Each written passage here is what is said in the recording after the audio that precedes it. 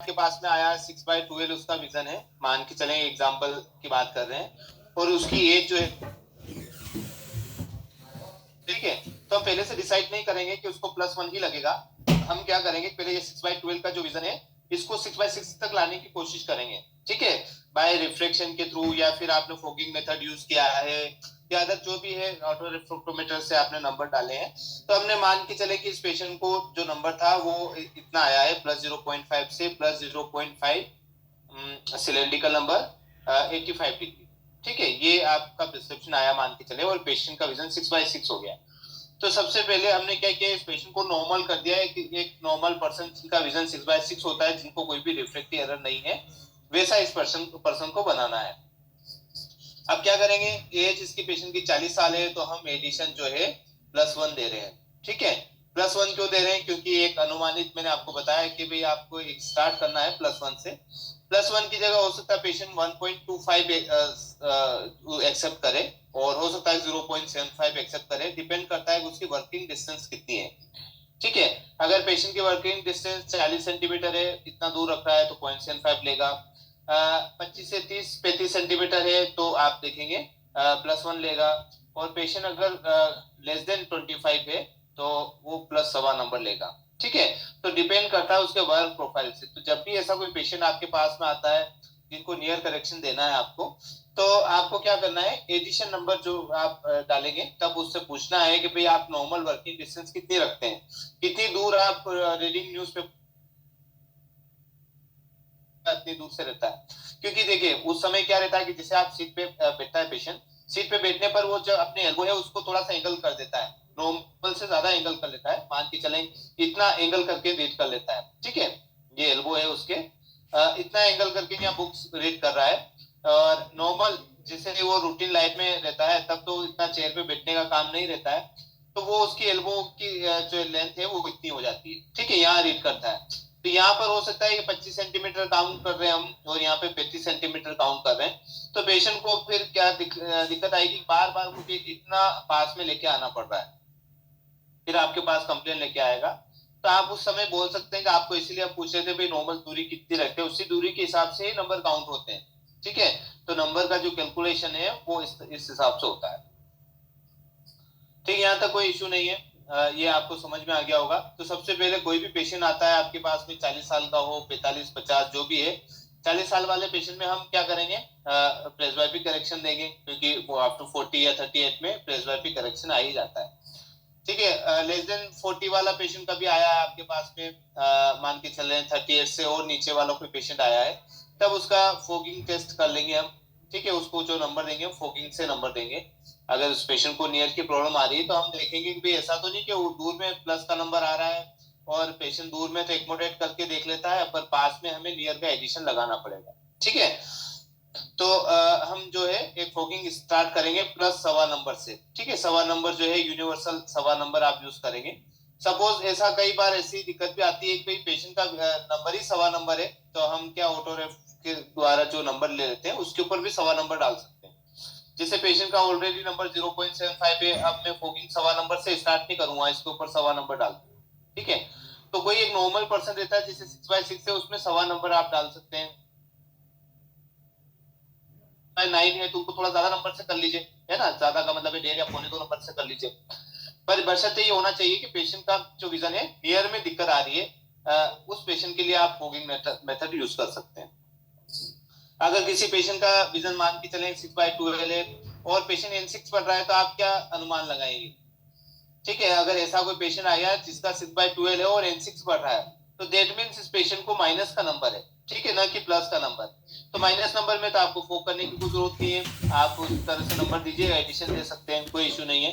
पर ऐसे ही पेशेंट अगर मान के चले यही पेशेंट आया 6/12 है, और इधर भी N/18 आ रहा है, ठीक है, नियर विजन भी N/18 आ रहा है, देट मीन्स इस पेशेंट को प्लस का ही नंबर होगा, ये भी आप अनुमान लगा सकते हैं, ठीक है। तो आजकल विजन विजुअल एकिटी की जो क्लास रहेगी उसमें हम यही सीखेंगे कि आप किस तरह से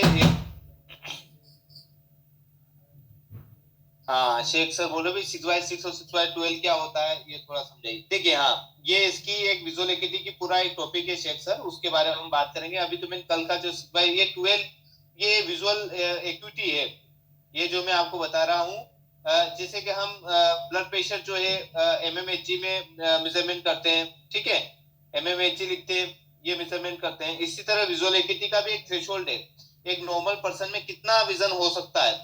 नॉर्मल पर्सन जिनको कोई भी रिफ्लेक्ट एरर नहीं है, कोई भी आई में कोई एनामली नहीं है, उनका कॉर्निया भी ट्रांसपेरेंट है, कॉर्निया की साइज भी ओके है, जैसे ऐसी कोई इशू नहीं है, उसके बाद उसका विजन कितना होना चाहिए, तो एक एवरेज विजन लिया गया है 6/6, ठीक है, क्योंकि 100% को हमने सिलेक्ट किया, 100 लोगों को सिलेक्ट किया जिनका नॉर्मल, जिनको डायबिटीज भी नहीं है, नॉर्मल पर्सन है, ठीक है।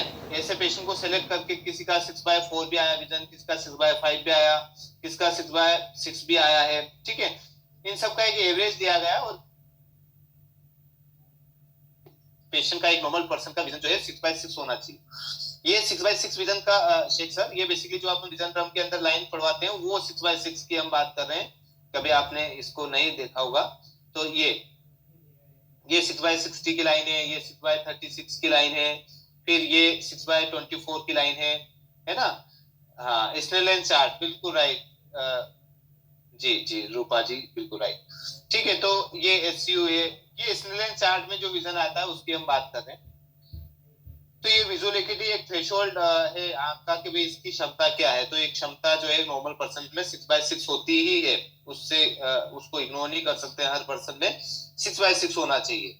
अगर ये 6 बाय जो है इसके नीचे ऊपर की तरह ऊपर की तरफ चलेंगे तो 6/9 आ गया है, 6/12 आ गया है, ऐसे विजन कम होता जा रहा है, ये विजन ड्रॉप हो रहा है, ये विजन अच्छा होता जा रहा है, ठीक है। तो ये अपना जो एम है ये होना चाहिए आपका, ये टारगेट है कि 6/6 लाना है हमें। 6/9 को 6/6 लाएंगे, 6/12 को भी। जिनका विजन कम होता है इसका मतलब उनको रिफ्लेक्टिव एरर है, ठीक है, या कोई ना कोई उसको दिक्कत है।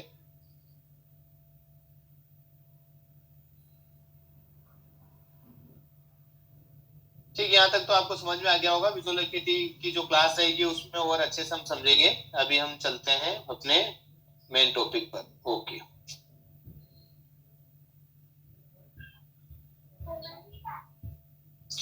देखिए अपनी जो आईज में हम जो देखते हैं किसी भी चीज को, ऑब्जेक्ट को देख रहे हैं, तो उसका एक एंगल और एक्सिस बनता है, तभी तो हमें जो साइज सामने दिखाई दे रही है बेसिक वैसी साइज जो है अपने आंख पर बन रही है, ठीक है। ऐसा नहीं कि आपने सामने कोई मोबाइल आप देख रहे हैं तो मोबाइल की साइज 6.3 है तो वो हो सकता है 10 इंच का दिख रहा हो, ऐसा नहीं हो सकता है। कि अपने आंख में एक पार्टिकुलर एंगल से एक्सिस जो है फोकस हो रही है, ठीक है। तो इसी एंगल के बारे में हम बात कर रहे हैं। और तो हमारी जो आंख में एक्सिस रहती है, जो ग्लोब है उसमें एक एक्सिस रहती है जिसको ऑप्टिक एक्सिस बोलते हैं, विजुअल एक्सिस बोलते हैं और फिक्सेशन एक्सिस होती है। ये 3 तरह की अपनी आंख में एक्सिस रहती है, ठीक है। एक्सिस का मतलब क्या हुआ है कि जैसे कि आपका जो आईज में ये आईबॉल है, ठीक है, एक आईबॉल का मैंने इस तरह से ड्राइंग की है, और ये आपका कॉर्निया हो गया यहाँ पर, दिस इज अ कॉर्निया, ये मैंने बोल्ड किया है, दिस कॉर्निया, ठीक है।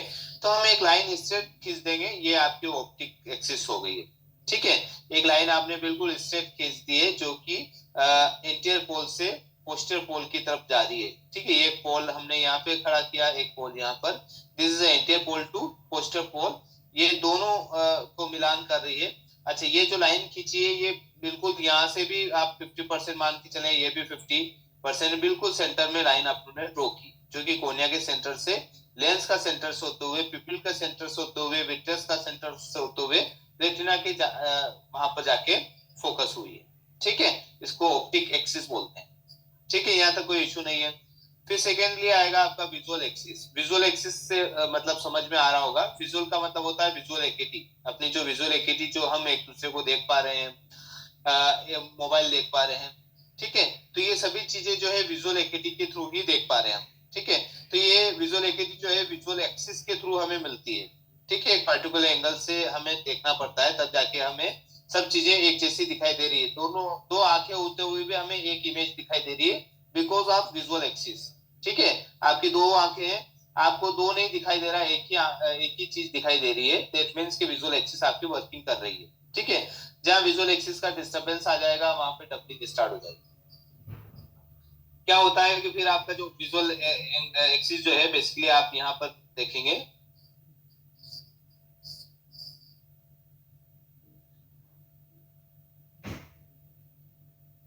देखिए ये जो सर्कल है, इस सर्कल का हमने क्या किया है, पहले ये हटा देते हैं। इस सर्कल का एक सेंटर पॉइंट भी लिया है हमने। ये जो सर्कल रोटेट किया था, ये सर्कल बनाया, आईबॉल का एक सेंटर पॉइंट भी होता है, ये सेंट्रल पॉइंट है। ठीक है, मैंने ये ड्रॉ किया यहाँ पर, ये आपको दिख रहा होगा सबको। अगर यहाँ से कोई लाइन हम इधर यहाँ पे खींच दें तो ये फिक्सेशन एक्सिस हो गई एक तरह से, और यहाँ से आप फिर वापस आप इस लाइन को अगर बढ़ाते हैं आगे चल के, जो कि लेंस के सेंटर से होते हुए डायरेक्ट आपके फोविया पे मिलती है।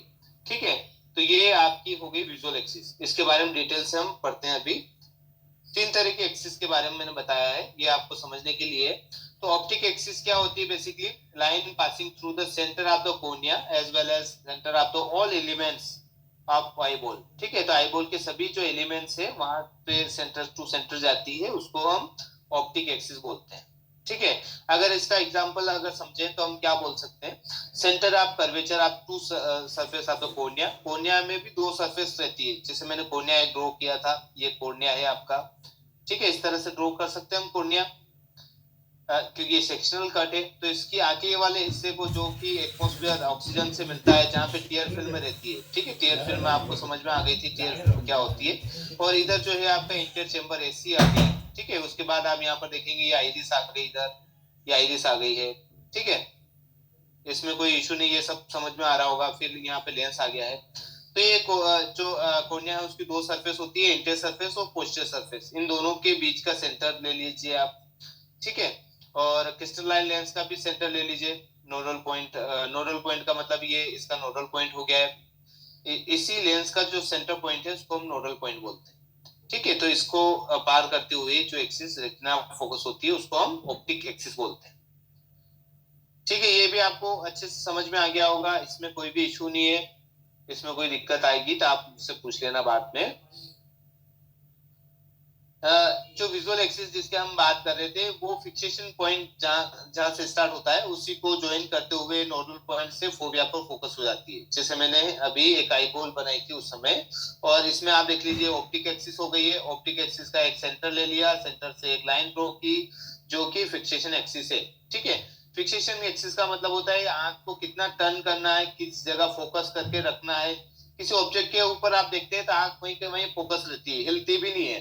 ठीक है, तो वो हिल नहीं रही, बिकॉज आपका फिक्सेशन एक्सिस काम कर रहा है यहाँ से सेंटर ऑफ रोटेशन से। फिर यहाँ से ही आप एक लाइन ड्रॉ करेंगे जो कि लेंस का जो नोडल पॉइंट से होते हुए फिर सीधे सीधे यहाँ फोकस हो जाती है। आपका फोबिया आ गया है, जहाँ पे हमें विजन 6/6 मिलता है। तो हमें जो मिलता है, जो विजन मिल रहा है, वो यहाँ पे विजुअल एक्सिस से मिलता है हमें। ये विजुअल एक्सिस आ गई। ठीक है, ये लेंस का जो सेंटर पॉइंट है वहां से टच होते हुए यहाँ पर आपको फोकस हो रहा है। ये फोबिया आ गया। फोबिया पे सबसे ज्यादा विजन अच्छा मिलता है।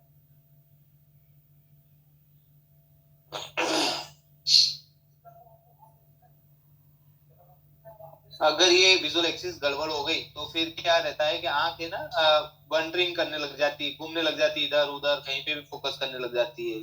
ठीक है, कई बार आपने देखा है पेशेंट को आप यहाँ पर बताते हैं कि ये सामने देखिए, यहाँ पर फिर भी वो फोकस करने की कोशिश करता है। इसको इसेंट्रिक व्यू बोलते हैं, इसेंट्रिक व्यू। ये जस्ट नॉलेज के लिए आपके। फिक्सेशन एक्सिस मैंने आपको बता ही दिया, जो कि आपके विजुअल एक्सिस से ज्वाइनिंग हो जाती है उसकी, और सेंटर ऑफ रोटेशन जो कि सर्कल का एक सेंटर है वहां पर जाके ज्वाइंट होती है। ठीक है, ये ज्वाइंट हो गई है और यहाँ पर आपकी फिक्सेशन एक्सिस आ गई है। ये आई बॉल को रोटेट करना है, कितना रोटेट करना है, कितना ऊपर ले जाना है, कितना क्या करना है, ये सभी फिक्सेशन एक्सिस के थ्रू होते हैं। ठीक है, ये एक डायग्राम है, इससे और आपको अच्छे से समझ में आ जाएगा। यहाँ पर आप देखेंगे ए और आर। ठीक है, ये ए है और ये आर है। तो ये ए और आर आपकी ऑप्टिक एक्सिस हो गई है। फिर उसके बाद देखेंगे ओ और एफ, ये आपकी विजुअल एक्सिस हो गई है, ओ और एफ वाली।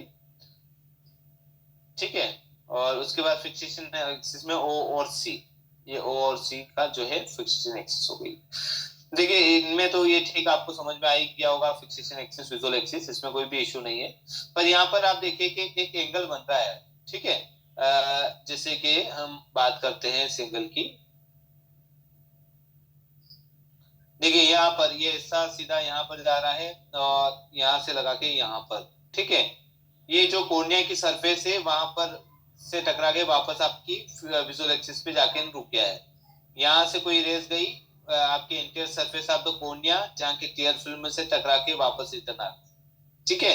तो ये जो एंगल बनता है, इस एंगल को हम क्या बोलेंगे? एंगल कापा, OPA, एंगल कापा। ये एंगल कापा हो गया है,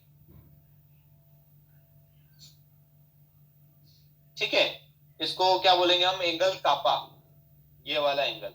जैसे आप टॉर्च लाइट जलाते हैं, किसी पेशेंट की आंख देखते हैं, तब आपको जो रिफ्लेक्शन दिखता है वो एंगल कापा है एक तरह से, ठीक है। आप सेंटर में रख के, आंख सेंटर में रखकर, आपके बिल्कुल आईज टू आईज लेवल में रखकर, और फिर उसके बाद टॉर्च लाइट जो जलाकर आप रिफ्लेक्शन देखते हैं, एक लाइट का एक रिफ्लेक्शन दिखता है कोर्निया के अंदर।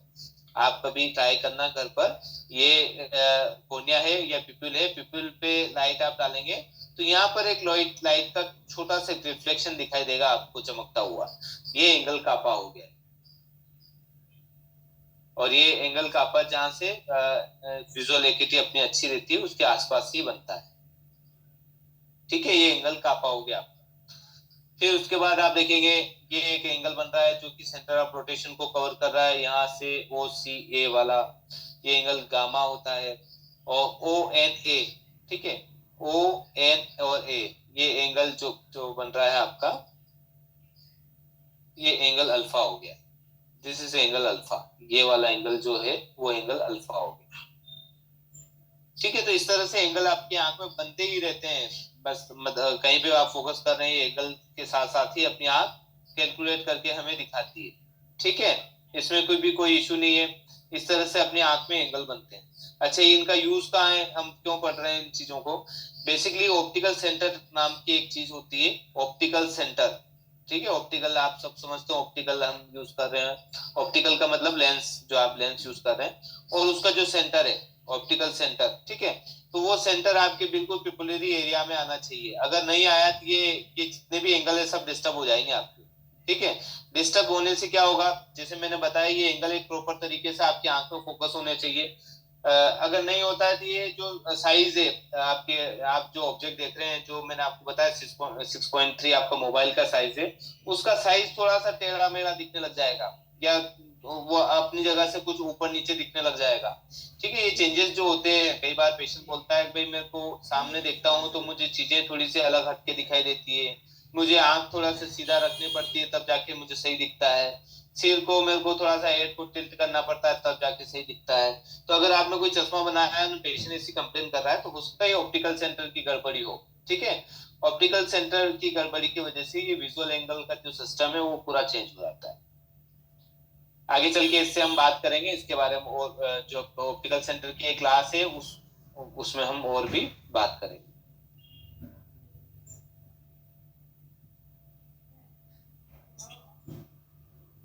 ठीक है, ये तो आपको समझ में आ ही गया है कि भाई एंगल कापा कहाँ पे बन रहा है, एंगल अल्फा कहाँ पे बन रहा है।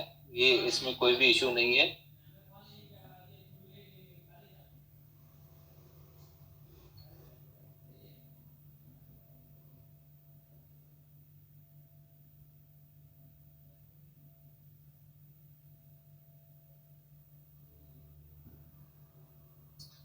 देखिए, हम अब बात करते हैं IPD, ठीक है।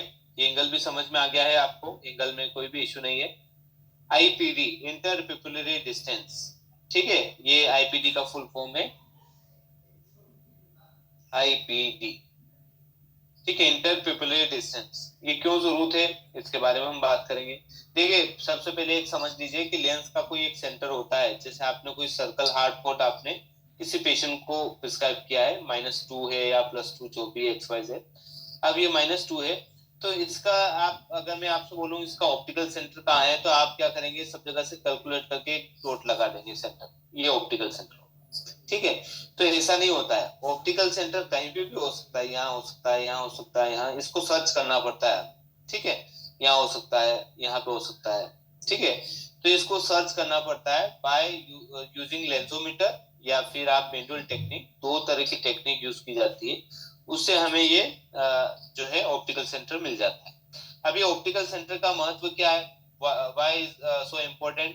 बेसिकली क्या होता है कि ये ऑप्टिकल सेंटर से जो भी रेज जाती है सीधी सीधी स्ट्रेट निकल जाती है, ठीक है। ये डाइवर्ट या कन्वर्ज नहीं होती है। डाइवर्जेंस और कन्वर्जेंस क्या होते हैं? हाँ, manual sir, Sadiq sir, manual manual का हम बात करेंगे, चर्चा करेंगे इसके बारे में भी। लेंसोमीटर के थ्रू भी चेक कर सकते हैं। There is a manual one और मैनुअल टेक्निक। मैनुअल में हमें क्या है, एक लेंस का रिफ्लेक्शन के हिसाब से हमें उसमें डॉट लगाने देते हैं। वो हम दोनों टेक्निक का डिस्कशन करेंगे आगे चल के। देखिए अभी बहुत सारे टॉपिक आने वाले हैं, धीरे धीरे अभी बेसिक तैयार कर रहे हैं, आपकी नींव तैयार कर रहे हैं। अब क्या होता है कि ये जो रेस है वो, हाँ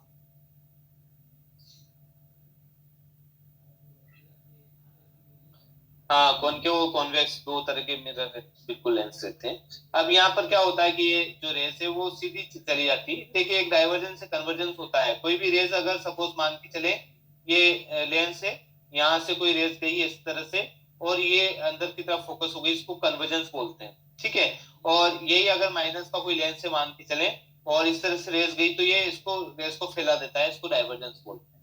तो मोटा मोटा बोलने का मतलब है कि ये वाली जो चीज है, जैसे कोई रेस इंफिनिटी से आई, ये कन्वर्जेंस हो गई है। और यही रेस इस तरह से गई और ये डाइवर्जेंस हो गई, ठीक है। तो ये डाइवर्जेंस होता है, ये कन्वर्जेंस होता है। तो ये जो ऑप्टिकल सेंटर से जो भी लाइन पास होती है यहाँ से, वो ना तो डाइवर्ट होती है ना कन्वर्ज होती है, वो सीधे स्ट्रेट निकल जाती है। उसको कोई भी लेना देना नहीं, जाके डायरेक्टली रेटिना पर फोकस हो जाती है, ठीक है। तो वो जो सेंटर है वो पिपल के सामने होना चाहिए, ठीक है। आपकी पेशेंट की जो प्यूपिल है, ये पेशेंट की आंख है मान के चले, और ये प्यूपिल आ गई है। इस प्यूपिल के सामने आपका ऑप्टिकल सेंटर होना चाहिए। लेंस का जो सेंटर है वो यहाँ पर होना चाहिए, ठीक है। ये सबको समझ में आ गया होगा। ऑप्टिकल सेंटर कैसे निकालेंगे, क्या करेंगे, वो आगे चल के हम बात करेंगे इसके बारे में। अभी जस्ट ये याद रखें कि भाई आईपीडी हम इसलिए ले रहे हैं कि इस ऑप्टिकल सेंटर की जो सिचुएशन है कि ये कहाँ पर रहना चाहिए, कहाँ सेंटर बैठना चाहिए, ठीक है। वो सेंटर बैठने के बिठाने के लिए हमें आईपीडी की जरूरत पड़ रही है, इंटरपिपुलरी डिस्टेंस, ठीक है। ये दोनों चीजें आपकी सही होना चाहिए। ऑप्टिकल सेंटर भी आपको सही निकालना आना चाहिए और प्लस आईपीडी भी अच्छी होनी चाहिए। तभी आपका एक करेक्ट जो है स्पेक्टिकल बनेगा, जो कि विदाउट एरर का बनेगा, ठीक है। करेक्ट जो है स्पेक्टिकल बन पाएगा। तो ये दोनों ही आपकी अच्छी होनी चाहिए। 1-2 mm का एरर आता है, वो कोई इश्यू वाली बात नहीं है। देखिए हायर पावर रहता है उसमें एरर आने के चांसेस जो है वो वैसे कम ही रहते हैं। और उसमें 1-2 mm भी मायने रखता है। लोअर पावर जैसे 0.25 है, -0.25 किसी पेशेंट को दे रहे हैं, 10 mm भी आपका ऑप्टिकल सेंटर आउट हो जाता, कोई इशू नहीं है, ठीक है। ये जैसे आप पावर बढ़ाएंगे उतनी इस की एमएच बढ़ती जाएगी, ठीक है। तो आपको अगर 1-2 mm का एरर आ रहा है आईपीडी लेते समय, या फिर आपने एक बार आईपीडी लिया और आईपीडी में एक बार तो आपने 64 निकाली, दूसरी बार 63 निकाली, तीसरी बार 62 निकाली, तो कोई दिक्कत नहीं है। चौथी बार भी 65 निकाली, तो 1-2 mm का एरर में कोई इशू नहीं है, ठीक है। आप बार बार प्रैक्टिस करेंगे तो 1-1 mm का एरर खत्म होता जाएगा धीरे धीरे। क्या होता है बेसिकली, अपनी जो आंख है उसकी एक आईपीडी होती है जिसको हम इंटरपिपुलरी डिस्टेंस बोलते हैं। और ये डिस्टेंस कौन सी होती है? Distance from centre of one pupil to the centre of other pupil, ठीक है। तो एक आंख की जो पिपिल का सेंटर आप मार्क करेंगे और दूसरे आंख का पिपिल के सेंटर मार्क करेंगे, इन दोनों के बीच की दूरी को हम पीडी बोलते हैं। इंटर का मतलब होता है सेंटर ऑफ द पिपिल, ठीक है।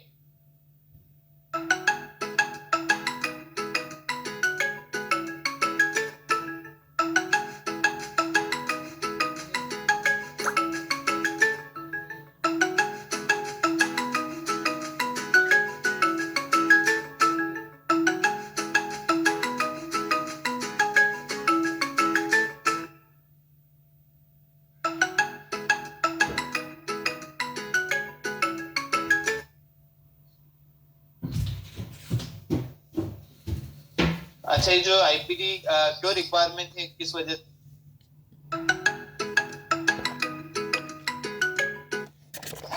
फेल हो जाते हैं, एक्यूरेटली नहीं ले पाते, ठीक है। Failure to measure PD accurately, तो क्या होगा? Misplacement of the optical centre of the lens, ठीक है। तो बेसिकली क्या होगा, ऑप्टिकल सेंटर जहां लगना चाहिए वहां पर नहीं लग पाएगा। ठीक है। ऑप्टिकल सेंटर अगर वहां पे नहीं लग पाएगा तो क्या होगा, क्या क्या दिक्कत आ सकती है पेशेंट को, प्रिज्मेटिक इफेक्ट स्टार्ट हो जाएंगे। What is a prism? Prism आपने कभी देखा होगा ट्रायल सेट के अंदर, आपने जो माइनस के जो नंबर रहते हैं, हाँ माइनस के जो नंबर रहते हैं उसमें लास्ट एंडिंग में आप देखिए, 10 नंबर के लास्ट एंडिंग में आप देखेंगे आपके ओक्लूडर, रेड एंड ग्रीन फिल्टर ने सब चीजें रखी हुई है, पर माइनस नंबर के ऊपर लास्ट में आप देखेंगे वहां पर आपको प्रिज्म मिल जाएंगे। ठीक है। वो जो लेंस होते हैं जो कि आप 6 नंबर या 8 नंबर का प्रिज्म उठाएंगे तो एक तरफ आपको दिखेगा कि इस तरह का ऑक्लूडर आपको दिखेगा उसमें, इस तरह का। और उसमें क्या होगा कि ये वाला हिस्सा तो बहुत मोटा दिखता है और दूसरा वाला हिस्सा जो है वो पतला दिखाई देगा। ठीक है। इस तरह का आपके पास में लेंस मिल जाएगा ऊपर की तरफ, ये this is a thicker part और this is a thinner part, इसको प्रिज्म बोलते हैं। अब इसी प्रिज्म से कभी आप अपनी आंखों से देखेंगे, मान के चले इस आंख से देख रहे हैं तो क्या होगा कि जिस इमेज को आप देख रहे हैं वो इमेज जो है अपनी वास्तविक जगह से हटके दूसरी अलग जगह बना लेती है, वर्चुअल इमेज बन जाती है, आभासी इमेज जो है वो क्रिएट हो जाती है यहाँ पर, बाकी एक्चुअल में इमेज यहाँ पर है। Because of this lens we are using plus जो भी आपका डायोप्ट्रिक पावर है, 6 डायोप्टर है आपका प्रिज्म, वो आपने यूज किया है, इसकी वजह से ये रिप्लेसमेंट हो गया है। ठीक है। तो इमेज का रिप्लेसमेंट हो गया है, तो ये प्रिज्मेटिक इफेक्ट आ जाएगा। ठीक है। वो कितनी पावर का आएगा, कितना आएगा, वो हम बाद में बात करेंगे कि कितना एमएम आपका डिसेंटेड होगा, कितना प्रिज्मेटिक इफेक्ट आएगा, वो हम बाद में आगे चल के बात करेंगे। बाकी प्रिज्मेटिक एक इफेक्ट आ जाएगा। प्रिज्मेटिक इफेक्ट क्या होता है कि जो एक्चुअल इमेज जहाँ पे बनना चाहिए, जहाँ पे हो, जहाँ पे वास्तविक में वो वहीं पर इमेज है, मान के चलिए आपका मोबाइल की स्थिति अभी आपकी आंखों के सामने है, तो मोबाइल आपकी आंखों से थोड़ा सा हटके दिखाई देने लग जाएगा प्रिज्मेटिक इफेक्ट में। पेशेंट जैसे पानी की ग्लास है आपने सामने पेशेंट के वहां पर रखी है, पेशेंट पानी की ग्लास उठाने जाएगा पर उसको पकड़ने नहीं आएगी क्योंकि वो वर्चुअल इमेज बन जाती है और जो एक्चुअल इमेज है वो कहीं और शिफ्ट हो जाती है। ठीक है। तो कई बार वो पेशेंट जो है वो ऐसा सोचता है कि यार मैं चीज उठाने जाता हूँ पर वो आसपास पड़ी रहती है और वो उठ नहीं पाती मेरे से, वो प्रिज्मेटिक इफेक्ट है। ठीक है। फिर उसके बाद क्या है कि जो आईज है उसको ज्यादा आंखों को थोड़ा सा टर्न करना पड़ रहा है बाहर की तरफ या अंदर की तरफ, क्योंकि उसको डिप्लोपिया होना स्टार्ट हो गया है। डिप्लोपिया क्या होता है, जिनको डबल दिखता है, एक की जगह दो दिखने लग गए, इसको हम डिप्लोपिया बोलते हैं। ठीक है। जैसे एक मोबाइल की जगह दो दिख रहे हैं, इसको हम डिप्लोपिया बोले। ठीक है। एक एक पर्सन की जगह दो पर्सन दिखते हैं, कोई भी काम कर रहा है, कोई भी ऑब्जेक्ट देख रहा है, वहां पे डबल दिखने लग गया, उस पेशेंट को डिप्लोपिया हो गया। अगर यही चीजें जो है जो आपने मिसप्लेसमेंट किया ऑप्टिकल सेंटर का, क्योंकि आपने आईपीडी नहीं ली थी, उससे क्या होगा, पेशेंट को डिस्कम्फर्ट होगा, एस्थोनोपिक सिम्टम स्टार्ट हो जाएंगे, टाइटनेस हो जाएगा, चश्मा लगाने का मन नहीं करेगा इस पेशेंट को, ये सभी दिक्कतें स्टार्ट हो जाएंगी। ये जो पीडी है उसको लेने के क्या क्या तरीके हो सकते हैं, किस तरह से हमें मेजरमेंट करना चाहिए। जैसे कि आपका पीडी रूलर, पीडी एक रूलर आता है, उससे मेजरमेंट कर सकते हैं। एक कंपनी आती है रोडन स्टॉक इंटरपोपुलिक गेज बनाती है, उससे भी आप यूज करके कर सकते हैं। पिपिलोमीटर यूज कर सकते हैं, तो कौन डिजिटल पीडी मीटर यूज कर सकते हैं, call post PD ruler use कर सकते हैं। इतने तरीके हैं आपके पास अगर पीडी मेजरमेंट करना है। और इनके जो है डायग्राम आपको मिल जाएंगे। कॉल कॉस्ट पीडीमीटर ये सामने दिख रहा होगा, डिजिटल का एसोलोर पिप्लोमीटर दिख रहा है, एसोलोर कंपनी जो बनाती है। और साथ में आप ये पीडी रूलर भी देख लीजिए आपके सामने जो है, ये सबसे बढ़िया स्केल है जो मैनुअल तरीके से आप अच्छे से ले सकते हैं। हाँ, बाइनोकुलर होता है सर, बाइनोकुलर। हाँ, बाइनोकुलर का मतलब है इसमें आपको एक ही आंख से देखना पड़ता है। बाइनोकुलर का मतलब अभी अभी पीडी, हाँ पीडी तो हम मोनोकुलर और बाइनोकुलर दोनों लेंगे सर, अभी हम आगे चल के बात करेंगे। बाकी ये जो मशीन होती है, ये इस मशीन की अगर हम बात करें, ये जो डिजिटल पीडीमीटर है, और हाँ देखिए 3 साढ़े 3 4 हजार रुपए तक में मिल जाते हैं वैसे, प्राइस पूछ रहे हैं सर जी, तो ये 3 साढ़े 3 हजार ये थोड़े एक्यूरेट रहते हैं। इसके की बजाय आप इन चीजों से अगर यूज करेंगे तो these are the more accurate from manual technique, जो आप मैन्युअली ले रहे हैं उससे अच्छा इनमें थोड़ी ज्यादा एक्यूरेसी रहती है। अगर ये ठीक है हाँ, अगर सपोज ये वाली स्केल नहीं मिल रही है, कुछ भी नहीं आपके पास साधन, तो फिर आपको एक ये जो है जियोमेट्रिकल बॉक्स की स्केल भी यूज कर सकते हैं, इसमें भी कोई इशू नहीं। देखिए जो पीडी लेने के तरीके दो तरह के होते हैं, एक तो बाइनोकुलर पीडी होती है, दोनों आंखों की एक साथ ले लिया आपने। एक मोनोकुलर पीडी रहती है, एक एक आंख की अलग अलग ली। ठीक है। अच्छा, इसमें दोनों में अगर आप बेस्ट बोलेंगे कौन सी रहेगी, तो मोनोकुलर पीडी जो है ज्यादा बेस्ट रहती है, उसको आप रीचेक कर सकते हैं बाइनोकुलर पीडी के सहारे। ठीक है। वेरीफाई करना है बाइनोकुलर पीडी से, चेक करना है मोनोकुलर पीडी से। ठीक है। आपने आईपीडी जो ली है वो मोनोकुलर पीडी से ले लीजिए आप। ठीक है, दोनों तरीके मैं आपको बताऊंगा आगे चल के, अभी आप जस्ट याद रखें मोनोकुलर, और उसको रीचेक वेरीफाई करिए बाइनोकुलर पीडी से, ऐसा भी कर सकते हैं, पर मोनोकुलर इज बेस्ट पीडी। देखिए पीडी का जो तरीका है उसमें आपको क्या देखना है कि भैया centre of pupil to other eye के सेंटर देखना है, इससे आपका पीडी निकल जाएगा। ठीक है। अगर सपोज किसी वजह से, किसी कारण की वजह से ये यहाँ पर जो है आप सेंटर नहीं ले पा रहे हैं किसी ओपेसिटी की वजह से, तो आप पिपुलरी मार्जिन भी ले सकते हैं। जैसे किसी पेशेंट की जो आंख है और आंख में ये पिपिल है, पिपिल की मार्जिन भी ले सकते हैं, या ओपेसिटी आ गई, कुछ दिक्कत आ गई है पेशेंट का जो है आप सामने नहीं देख पा रहे हैं, तो आप पिपुलरी मार्जिन भी ले सकते हैं। अब पिपुलरी मार्जिन का क्या करेंगे कि यहाँ का जो पिपुलरी मार्जिन इन अंदर की साइड का है ना, नाक की तरफ का है, तो इसका कान की तरफ का पिपुलरी मार्जिन तक मेजरमेंट करना है आपको। ठीक है। राइट में इनर मार्जिन यूज करेंगे, पिपुल का इनर करेंगे, और इसमें आउटर जो है पिपुलरी मार्जिन यूज करेंगे। आउटर का मतलब है कि यहाँ पर नहीं लेंगे, यहाँ पे दोनों तरफ इन नहीं लेंगे, अंदर की तरफ नहीं लेंगे। ठीक है। एक को अंदर लिया है, दूसरे को बाहर की तरफ लेंगे। ठीक है। आपने एक यहाँ पर लिया है तो दूसरी आंख का पीडी जो है आप यहाँ पर लेंगे। ठीक है। ये पिपिल जो है अंदर की साइड राइट का है, लेफ्ट का जो है बाहर की तरफ आउटर मार्जिन ले लिया। ठीक, इसमें कोई भी इश्यू नहीं है। कभी ओपेसिटी आ गई, फिर भी और कोई दिक्कत आ गई, तो फिर हम क्या करेंगे, आप ये ले सकते हैं कि जहाँ पे ये लिम्बस आ रहा है, लिम्बस जहाँ पे बन रहा है, लिम्बस यहाँ का इनर लिम्बस और इसका आउटर लिम्बस, इन दोनों के बीच की दूरी भी आपके लिए ओके रहेगी। फिर क्या करेंगे हम, दूसरा एक और क्या तरीका है, अगर सपोज पेशेंट कोऑपरेट ही नहीं कर रहा है, आपको सुनाई नहीं दे रहा है, आंख हिला ही रहा है, ठीक है, बच्चा आ गया ऐसा, तो फिर हम क्या करेंगे, किस तरह से पीडी ले सकते हैं। आप पीडी लेने का एक तरीका इसमें केंथस का है, मैंने आपको बताया था, ये इनर केंथस है, जब एनाटॉमिक क्लास चल रही थी, इनर केंथस है, और ये आउटर केंथस है। ठीक है, इसमें कोई भी दिक्कत नहीं, कोई इश्यू नहीं, ये भी आपको समझ में आ गया था। अब इसमें क्या करना है आपको, अगर इसका इनर कैंथस के यहाँ पर स्केल रखी, तो दूसरी आउटर कैंथस पे स्केल रखेंगे, मतलब दूसरा हिस्सा जो है आउटर कैंथस की तरफ चलेगा। ठीक है। एक हिस्सा आपने इनर कैंथस की तरफ रखा है, दूसरा जो है आउटर कैंथस की तरफ रखेंगे, और जो भी नंबर आता है वो भी आपकी पीडी हो गई, जिसको हम बाइनोकुलर पीडी बोलते हैं। ठीक है, तो इतने तरीके हैं। अगर पेशेंट कोऑपरेटिव नहीं है तो we can take the PD from the canthus also, तो इनर कैंथस और आउटर कैंथस दोनों यूज कर सकते हैं आप।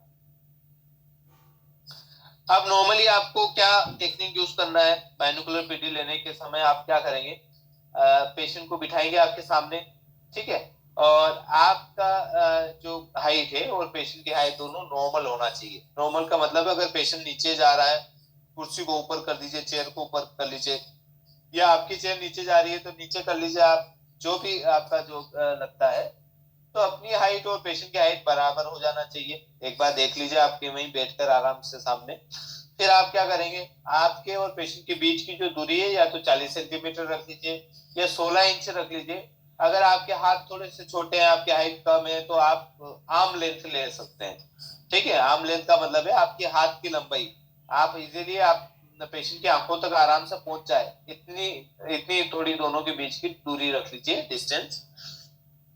ठीक है, यहाँ तक भी कोई इशू नहीं है।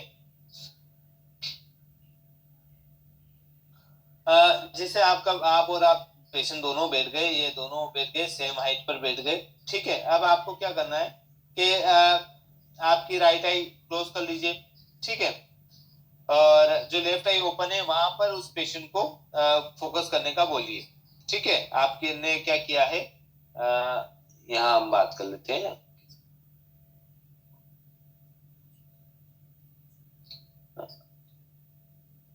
ठीक है, ये आपकी आंखें, ये पेशेंट की आंख कर लेते हैं इसको। This is a patient size, right और लेफ्ट, और ये आपकी आंख, ठीक है। और ये आपकी आंख जो रहेगी इस लेफ्ट रहेगी और ये राइट रहेगी। तो आप क्या करेंगे, पेशेंट की जो राइट आई का आपको पीडी लेना है, मान के चले इस वाली आंख का लेना है, तो आपकी राइट आई आप क्लोज कर देंगे। जिस आंख का पीडी लेना है उसको ब्लॉक कर दिया है आपने, क्लोज कर दिया। अब आपकी एक ही आंख ओपन है, तो पेशेंट को आप बोलेंगे कि मेरी जो ओपन आई है, मतलब लेफ्ट आई है, उसको देखिए। राइट आई के सामने जो है लेफ्ट आई रहेगी, उसको देखते रहेंगे। जब ये दोनों आंखों से देखेगा तो अब आपको पीडी ले लेना, ठीक है। एक तो ये सिचुएशन हो गई। दूसरी सिचुएशन इस तरह से भी हो जाएगी। फिर आप क्या करेंगे, ये सामने इस तरह से है, ये लेफ्ट आई आपने बंद कर दी, राइट आई ओपन है। पेशेंट दोनों आंखों से आपके यहाँ पर देखेगा, ये पेशेंट की लेफ्ट आई रहेगी, ये राइट आई रहेगी। तब आपने फिर जो है यहाँ पर पीडी देख लिया, ठीक है। तो इस तरह से हम आईपीडी मेजरमेंट कर सकते हैं। तो ये इस तरीके से जो है आईपीडी मेजरमेंट कर सकते हैं, ठीक है। तो आंख ओपन, जो जिस आंख का आपको आईपीडी लेना है वो आंख बंद कर दीजिए आपकी। मेन मेन ये रखिए फंडा। अच्छा, जब भी आप लेंगे तो जीरो, ये क्लियर कर लीजिए कि पेशेंट के इस आंख पे जो है वो जीरो है। आंख पे दूसरे यहाँ पे जीरो रखिए स्केल का, दूसरी आंख को भी वापस फोकस कराएंगे, तब वो आपकी क्या रेटिंग आती है। तो आप पेशेंट को ये बोलना पड़ेगा कि आप सामने देखिए, स्टेट देखिए और जीरो रखना है विदाउट मूविंग। आपके स्केल को मूव किए बिना आप लेफ्ट आई का पीडी लेना है आपको। राइट का पहले ले लिया आपने, राइट पे जीरो रख दिया और लेफ्ट की तरफ गया आप, तब आपको पीडी मिल जाएगी। अच्छा, कॉमन डिफिकल्टी क्या आ सकती है जब भी हम पीडी लेते हैं? एक तो डिस्पेंसर जो है कैन नॉट क्लोज वन आई। आई अगर क्लोज नहीं हो रही तो आप अदर जो अपनी आंख है उसको बंद कर दीजिए और विथ आपकी जो हैंड जो फ्री है उससे बंद कर दीजिए, ठीक है। अगर पेशेंट जो है वो स्क्विंटिक है, स्क्विंट का मतलब होता है बेंगापन। बेंगापन का मतलब है आंखें तिरछी है, एक आंख जो है बाहर की तरफ जा रही है, एक आंख सीधी आपके ऊपर फोकस कर रही है। ऐसा कई बार फील होता है को उधर देख रहा है या सामने देख रहा है, कहाँ देख रहा है। तो ऐसी स्थिति भी बन जाती है कई बार। तो इसको हम क्या बोलते हैं, स्क्विंट या स्ट्रेबिस्मिक, ठीक है। दो वर्ड है, स्क्विंट या भेंगापन, ठीक है। तो ये सभी ऐसी कोई दिक्कत आती है पेशेंट को, तो आपको क्या करना है कि पेशेंट की आंख क्लोज करवा दीजिए। तो वो जो आंख बाहर की तरफ जा रही थी वो फोकस करने लग जाएगी और सामने देखने लग जाएगी। फिर दूसरी आंख का लेना है, तो जो बाहर जा रही थी उसको फोकस, उसको वापस ऑक्लूड कर दीजिए, बंद कर दीजिए, जिससे आप पीडी ले सकते हैं। अगर आपके पास में अनकोऑपरेटिव चाइल्ड आ गया मान के चलें, और वो कोऑपरेट नहीं कर रहा है और उसका पीडी जरूरी है क्योंकि नंबर ज्यादा है, तो आप वो कैंथस टू कैंथस मेजरमेंट कर सकते हैं।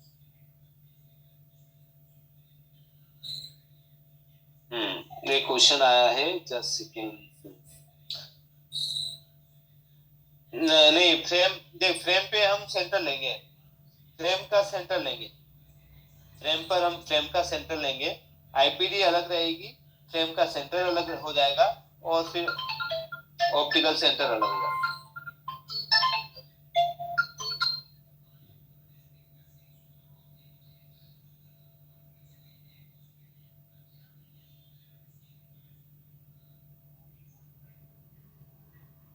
हाँ, ये मैनुअल पीडी है। हाँ, इसको आपको स्केल को रखना है और स्केल के थ्रू आपको लेना है। This is a manual PD, ठीक है। ये बाइनोकुलर पीडी की हमने बात की है। अब मोनोकुलर पीडी है, उसको भी आप इसी तरह यूज करेंगे। आपके सामने पेशेंट को बिठाएंगे और पेशेंट की हाइट और आपकी हाइट दोनों इक्वल होना चाहिए, ठीक है। ये पेशेंट की हाइट है, आपकी हाइट है, दोनों इक्वल होना चाहिए। दोनों के बीच की दूरी जो है 40 सेंटीमीटर हो जाए या फिर आर्म लेंथ की डिस्टेंस हो जाए, ठीक है। आपके हाथ की जो लंबाई है उतनी दूरी पर रखिए। ऐसा नहीं कि आपके हाथ पहुंच ही नहीं पा रहा है आप पेशेंट की आंख तक, इतना दूर भी मत बैठिए। ऐसा बैठिए कि कंफर्टेबली आप उस पेशेंट की आंख तक पहुंच जाए आराम से, वैसा आप रखिए, ठीक है। अब इसमें क्या है, इसमें आपको क्या करना है कि आपको नोज का सेंटर लेना है, ठीक है। जैसे कि कोई पेशेंट है इस तरह का, और इसके आपको मोनोकुलर का मतलब है दोनों आंखों की सेपरेट, राइट की अलग आईपीटी आएगी, लेफ्ट की अलग आएगी। आपको यहाँ का सेंटर ले लिया आपने, ये दोनों ये नाक के बीच का एक सेंटर ले लिया है। यहाँ से पीपल कितनी दूरी पे है वो नोट डाउन कर लेंगे, यहाँ से पीपल कितनी दूरी पर वो नोट डाउन कर लेंगे। वो तरीका वही रहेगा। तरीका कैसे, कि आपको पेशेंट के सामने बैठना है, पेशेंट की राइट आई का जब आप ले रहे हैं तो पेशेंट को लेफ्ट आई दिखाना है अपनी आपकी लेफ्ट आई, और पेशेंट वहीं पर फोकस करेगा दोनों आंखों से, तब आपको ये राइट आई का पीडी नोट डाउन कर लेना है। ठीक है। इसी तरह पेशेंट क्या करेगा, आप इसके भले आप मूव कर सकते हैं, और फिर इसके बाद वापस से यहाँ तक की दूरी हम मेजरमेंट करेंगे। पेशेंट आपकी जो है राइट आई को देख रहा है, ठीक है, जब हम उसकी लेफ्ट आई का आईपीटी ले रहे हैं, तो दोनों आंखों से आपकी राइट आई को देखेगा, तब हम ये पीटी ले लेंगे। तो पीटी लेने का तरीका आपको समझ में आया होगा कि जिस आंख का हम पीटी ले रहे हैं वो आंख को बंद कर देना है, ओपन वाली आंख जो है उसको पेशेंट देखेगा। जैसे आप राइट आई का पीटी ले रहे हैं तो राइट आई को, हाँ जस्ट सेकेंड, सेक्शन में बताता हूँ आपको, मैं पानी पी लेता हूँ।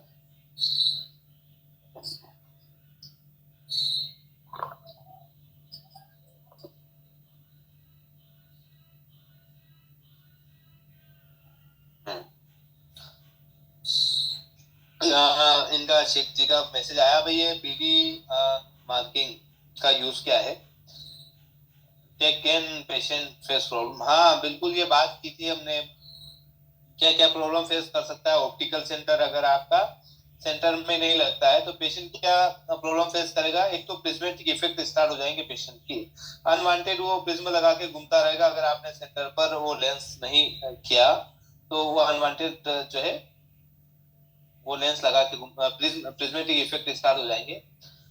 सेकेंडली पेशेंट जब चलेगा तब उसको वो चीजें जो है वो अव्यवस्थित दिखाई देगी, जैसे कि वो पेशेंट को ऐसा लगेगा कि ये ऑब्जेक्ट जो है मेरे पास में दिख रहा है, पर मैं जब जैसे पास में जाता हूँ थोड़ा दूर दिखता है, ऐसा होता है कई बार।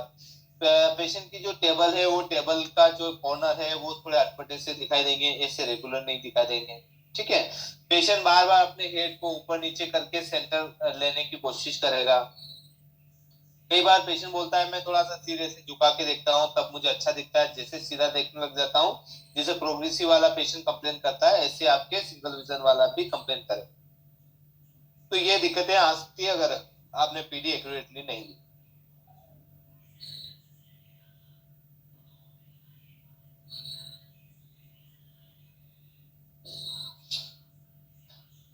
पारस जी का इनका है, भाई डिफरेंस क्या होगा अगर हमने फ्रेम पे ली। देखिए फ्रेम का जो साइज है एक तो वो बड़ा छोटा होता है, ठीक है, उसकी वजह से आपकी जो आईपीडी है और फ्रेम का जो आईपीडी है वो डिफरेंट हो सकती है, ठीक है, साइज का इश्यू आ सकता है।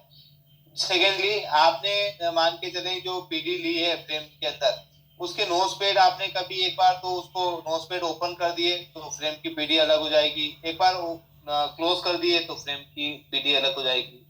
फ्रेम जो है आपने उसका अलाइनमेंट सही से प्रॉपर से नहीं किया है तो फ्रेम के ऊपर जो पीडी ली है वो अलग दिखाई देगी।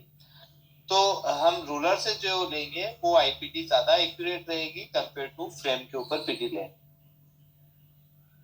हाँ, और जो हम आईपीडी से जो रूलर से जो आईपीडी लेंगे वो हमेशा उस पेशेंट के लिए लाइफ टाइम के लिए वही पीडी काम करती रहेगी।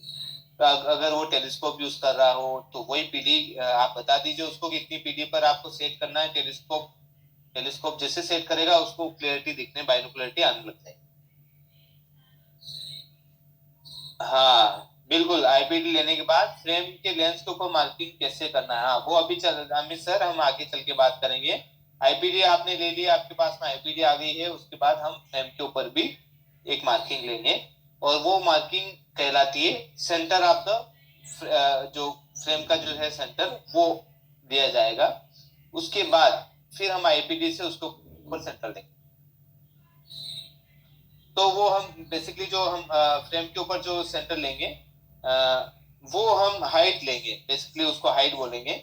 जैसे मान के चलिए ये फ्रेम है आपके पास में, और फ्रेम का जो है पिपल का सेंटर यहाँ पे ले लिया और यहाँ पे ले लिया है, तो हमें यहाँ पर क्या मिल गया है कि बेसिकली ये कितनी हाइट पर लोअर रिम से कितना ऊपर जो है पीडी आना चाहिए, कितना ऊपर आपका ऑप्टिकल सेंटर आना चाहिए वो हम ले रहे हैं।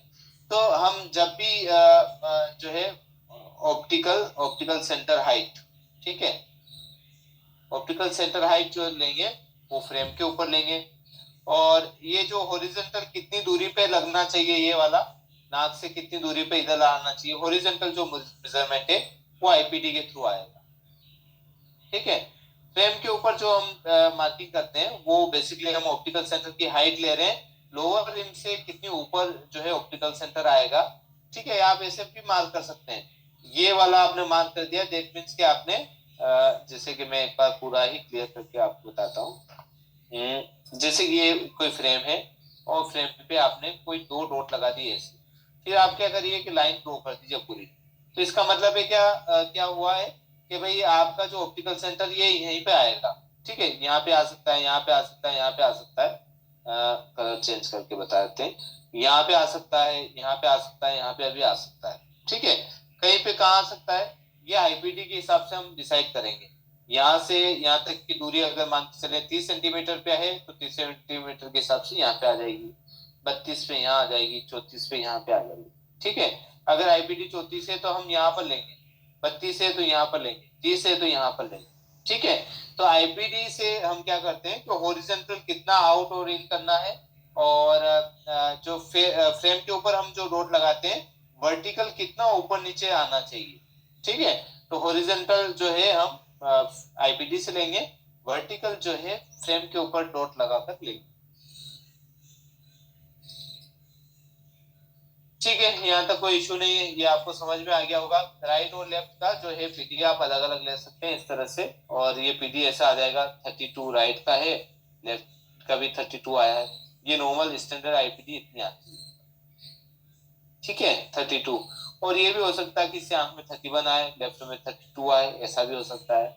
कई बार ऐसा भी होता है 32 इसमें आया है और लेफ्ट में 34 आया है। ठीक है, राइट में 30 आया है, इसमें 35 आया, ऐसा भी आ सकता है।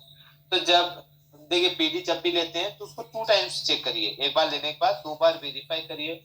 अगर आपका वेरिएशन मोर देन 4 mm का आ रहा है तो उसको 3 बार आईपीडी लीजिए, आप तीनों बार आप चेक करिए कि मेरी कौन सी आईपीडी ठीक लग रही है, उसी के हिसाब से आप उसका आईपीडी का सिलेक्शन करना पड़ेगा आपको। देखिए आईपीडी से क्या फायदा मिलता है, एक तो मैंने आपको बता दिया कि ऑप्टिकल सेंटर जो है वो सेंटर में आ जाएगा।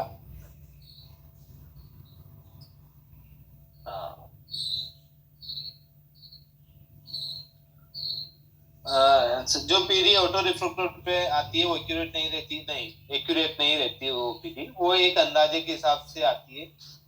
एक्यूरेटली आपको मैनुअल टेक्निक से या फिर आपके पास पिक्लोमीटर है उसी से लेना पड़ेगा, वो एक्यूरेट नहीं रहती क्योंकि उसमें चेहरा कई बार टर्न कर देते हैं हम, है ना, तो उसकी वजह से आईपीडी में वेरिएशन आ सकते हैं। साथ में हम देखेंगे नियर पीडी। नियर पीडी क्या होती है, बेसिकली नियर पीडी का मतलब होता है पास में। ये हम जो अभी देख रहे थे वो डिस्टेंस पीडी हो गई। ठीक है, डिस्टेंस पीडी में आपने पेशेंट को सामने बिठाया 40 सेंटीमीटर अपनी आर्म लेंथ की डिस्टेंस पे। नियर पीडी में पेशेंट जो है कितनी दूरी यूज करता है रीडिंग के लिए, उस दूरी पर हमें जो है पेशेंट मान के चले रीडिंग को कितनी दूरी पर यूज करता है तो हम इतनी दूरी की ही पीडी मेजरमेंट करेंगे। ठीक है, तो आप ये देखिए, आपने भैया यहाँ पर ऑब्जेक्ट रखता है पेशेंट, तो आप इतनी दूरी पर एक पेंसिल रख लीजिए और पेंसिल दिखाते हुए यहाँ पर आईपीडी भी नोट डाउन कर सकते हैं। एक तरीका तो ये हो गया है। दूसरा तरीका ये है, पूरा वर्ल्ड यूज कर रहा है, और दूसरा तरीका वो ये तरीका है कि जैसे आपने राइट आई का 32 लिया था, अभी लेफ्ट का भी 32 लिया था, इसमें -2 mm जो है माइनस कर दीजिए, और इसमें भी 2 mm पीडी जो है माइनस कर लीजिए, तो आपके पास 30 आ गई। तो ये 30 जो है ये वो नियर पीडी होगी, this is the near PD. ठीक है, ये डिस्टेंस पीडी हो गई। तो डिस्टेंस पीडी जो है 32 आ रही है और नियर पीडी 30 और 30 आ रही है। ठीक है, तो ये सबसे बढ़िया तरीका है। बाकी अगर आप ऐसे भी देखना चाहें कि भाई यार मैं कोई ऑब्जेक्ट रखूंगा या पेशेंट को दिखाऊंगा उसके बाद लेऊंगा, वैसा भी कर सकते हैं कि भाई मैं किसी ऑब्जेक्ट को दिखाते हुए पेशेंट को वहीं पे देखना है और बाइनोकुलर पीडी ले लिया, ऐसा भी कर सकते हैं। इसको हम नियर पीडी बोलते हैं। नियर पीडी कहाँ यूज में आती है, रीडिंग क्लासेस अगर बना रहे हैं आप तब नियर पीडी आएगी, या फिर आप जो है मल्टीफोकल यूज कर रहे हैं, बायो प्रोग्रेसिव यूज कर रहे हैं, वहां पे भी यूज में ला सकते हैं। पर वहां पर जो है एक यूनिवर्सल पीडी चलती है। यूनिवर्सल पीडी जैसे मैंने आपको बताई कि 2 mm माइनस कर दीजिए, जो भी पीडी आती है उसमें से 2 mm माइनस कर दीजिए, उससे भी आप पीडी चेक कर सकते हैं। ये नियर पीडी का आइडिया। ठीक है, नियर पीटी का टेक्निक का भी वैसे ही है, आपको जो सामने आप दिखाएंगे, और जितनी भी ऑब्जेक्ट पे आप पेशेंट रीड कर रहा है उतनी दूरी पे कोई ऑब्जेक्ट रख लीजिए और उसके हिसाब से आप नियर पीटी भी ले सकते हैं।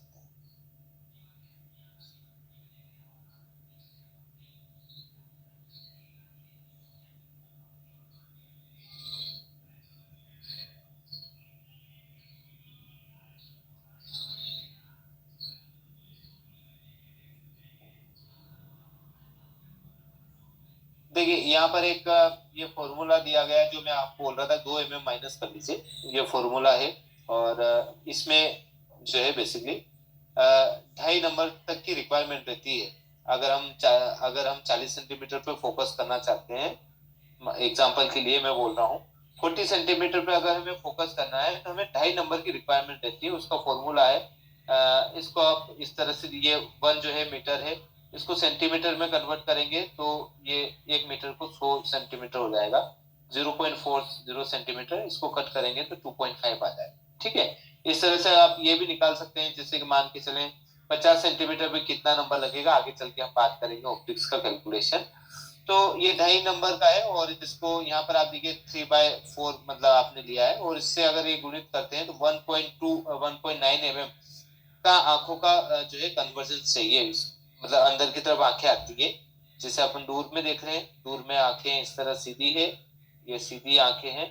और जैसे ही आप पास में देखते हैं, ये डिस्टेंस का हो गया काम, और जैसे हम पास में देखते हैं, मान के चलिए आंखें, तो पास में जो है आंखें थोड़ी अंदर की तरफ आ जाती है। ठीक है, तो ये आपका जो है 2 mm, ये जो सेंटर है उससे 2 mm अंदर की तरफ आती है आंखें जब भी हम पास में देखते हैं। ठीक है, तो इस तरह से आप जो है नियर पीटी भी कैलकुलेट कर सकते हैं। जिनका रीडिंग नियर का चश्मा बनाना है तब आप इस तरह से पीटी लेकर भी कर सकते हैं। इसका एक वीडियो भी है, वीडियो आगे चल के हम बात करेंगे, वीडियो से भी देखेंगे। जब वीडियो की क्लासेस रहेगी आपकी रिफ्लेक्शन वाली जो क्लास है, हम वीडियो के थ्रू ही देखेंगे। ठीक है, तो उससे और अच्छे से आपको समझ में आ जाएगा। ठीक है, आईपीडी आपको अच्छे से समझ में आ गई होगी, इंटरपेपुलर जो डिस्टेंस है वो किस तरह से हम परफॉर्म कर सकते हैं, और कहाँ का यूज है, किस तरह से यूज में ला सकते हैं।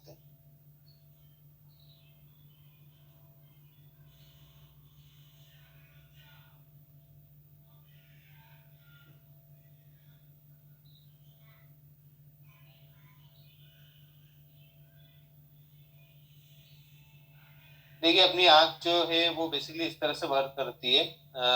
अपने जो ऑप्टिकल एलिमेंट्स है सभी, जो अपनी आंख के, जिसमें आपके कोर्निया आ गया है, प्यूपिल आ गई है, लेंस आ गया है, फिर रेटिना आ गया है, ये सभी ऑप्टिकल एलिमेंट्स की तरह काम करते हैं। ये आपके बरोबर होना चाहिए।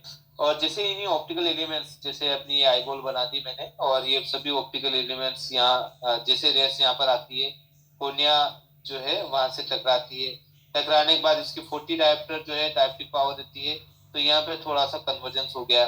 ठीक है, कन्वर्जेंस होने पर फिर उसके बाद यहाँ पर पिपिल है, पिपिल अमाउंट ऑफ लाइट, बहुत सारी लाइट यहाँ पर गिरती है, पर जो लाइट रिक्वायरमेंट है उतनी ही लाइट को अंदर जाने देती है, यहाँ पर अंदर चली गई, फिर जाके आपके रेटिना पर फोकस हो जाती है। ठीक है, इस तरह से इसका वर्क चलता है। फिर उसके बाद क्या होता है कि जो है आपकी जो इमेज फॉर्म होती है, इन्वर्टेड इन्वर्टेड इमेज बनती है आंख के अंदर, इस तरह से इन्वर्टेड उल्टी बन जाती है, और small similar to the cornea. ठीक है, कॉर्निया के ऊपर जो इमेज बनती है, अपना चेहरा कई बार देखते हैं कॉर्निया के अंदर, वो कॉर्निया के अंदर जितनी इमेज बनती है उतनी ही छोटी साइज की इमेज आंख के अंदर भी बनती है, पर वो इन्वर्टेड उल्टी बनती है। फिर क्या होता है कि जो फोटो रिसेप्टर हैं, जिनको हम रोड्स एंड कोन्स बोलते हैं, फोटो रिसेप्टर जो रहते हैं, रोड्स एंड कोन्स, ठीक है, ये क्या करते हैं, ये जो लाइट सेल्स हैं, लाइट जो रेस है उसको कन्वर्ट करके कन्वर्ट कर देते हैं इलेक्ट्रिकल सिग्नल्स में, और इन इम्पल्स को जो है कैरी करती है ऑप्टिक नर्व। ठीक है, तो ऑप्टिक नर्व कहाँ रहती है, इस तरह से ऑप्टिक नर्व रहती है, इसके पीछे जो पूंछ रहती है वो ऑप्टिक नर्व है, और ये ब्रेन तक, ऑसिपिटल लोब तक जाती है। ठीक है, विजुअल एरिया आपका सेरेब्रल हेमिस्फीयर वहां तक पहुंच जाती है, जिसको ऑप्टिकल लोब बोलते हैं। फिर जो है बेसिकली आपके जो फोकसिंग पार्ट और ये फोटो रिसेप्टर जो है वो काम करना स्टार्ट कर देते हैं और हमें इमेज दिखाई देता है।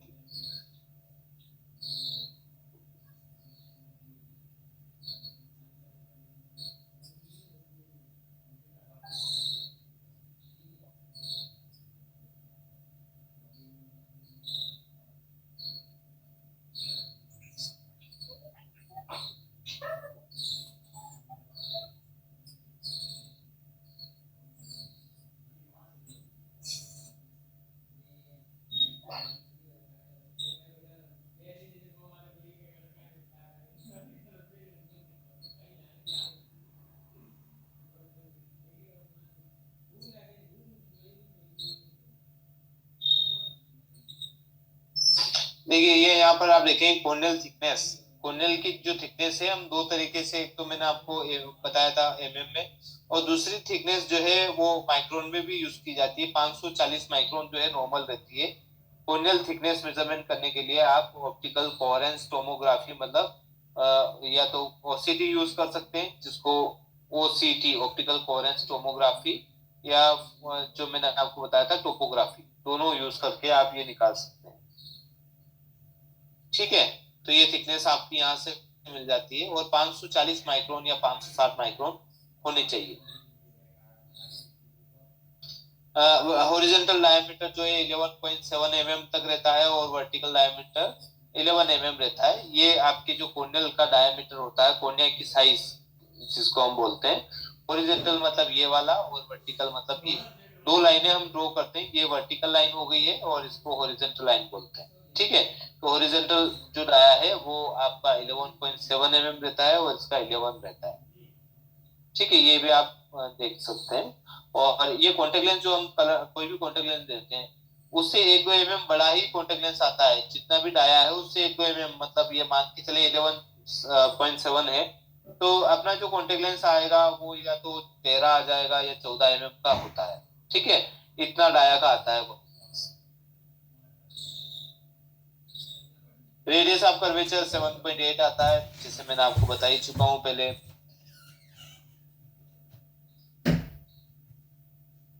कॉर्निया में एक प्रॉब्लम आती है जिसको आर्कस सेनाइल बोलते हैं, उम्र के हिसाब से सबके आती है। ये कोलेस्ट्रॉल डिपॉजिट है बेसिकली। कई बार आपने देखा है अमिताभ बच्चन की अदर जिनकी एज 60-70 या कई बार अर्ली एज में भी स्टार्ट हो जाता है, ये कोलेस्ट्रॉल डिपॉजिट्स है और ये आर्कस सेनाइल होते हैं। ठीक है, ये कई बार आपने किसी पेशेंट के आंखों में देखे होंगे। तो ये कोई बीमारी नहीं है, ये उम्र के हिसाब से होता है, तो कोई इशू वाली बात नहीं होती। ठीक है, आपके कोई क्वेश्चन हो, कोई डाउट है तो आप पूछ सकते हैं, और बाकी जो है हम कल रीड करेंगे। संस्कृति मैम प्लीज अनम्यूट कर दीजिए सबको। किसी के क्वेश्चन है तो आप मैसेज कर सकते हैं, मैसेज से भी पूछ सकते हैं।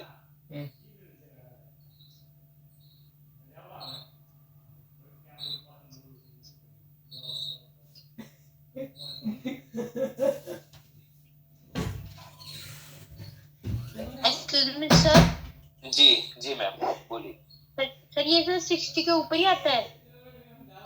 नहीं, आर्गस सेनाइल बेसिकली कभी भी आ सकता है, पर मोस्टली आप देखेंगे 60-65 के बाद ही आर्गस सेनाइल आता है। कोई बुजुर्ग पर्सन आप देखेंगे 80-85 साल का, उसके आर्गस सेनाइल मिल ही जाता है। तो ये कोलेस्ट्रॉल जो आप जो ऑयल खाते हैं या जो फ्रूट्स लेते हैं उसमें जो कोलेस्ट्रॉल की मात्रा ज्यादा रहती है, तो यहाँ पे जाके डिपोजिट होना स्टार्ट हो जाता है। Okay sir. जी हेलो जी सर। सर, अगर कोई पेशेंट लेट है और उसको प्रोग्रेस तो दे सकते हैं? एक बार सर आप रिपीट करिए, क्योंकि मुझे आवाज कम आई आपकी, वापस रिपीट करें। कोई पेशेंट सर आपका क्वेश्चन वापस रिपीट करें।